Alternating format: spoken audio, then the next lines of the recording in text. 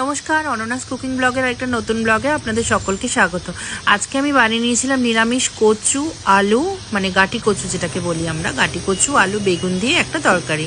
তার জন্য আমি একটু টমেটো নিয়ে নিয়েছিলাম আর বেগুনগুলোকে কেটে এইভাবে কড়াতে দিয়ে দিয়েছিলাম তেলটা গরম করে ভাজতে।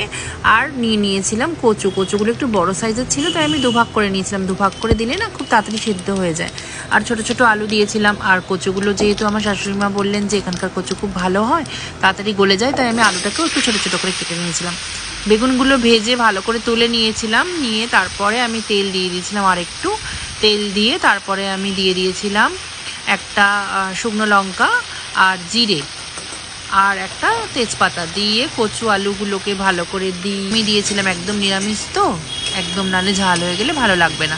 তারপরে এগুলো ভালো করে সুসেদ্ধ হয়ে গেছিলো।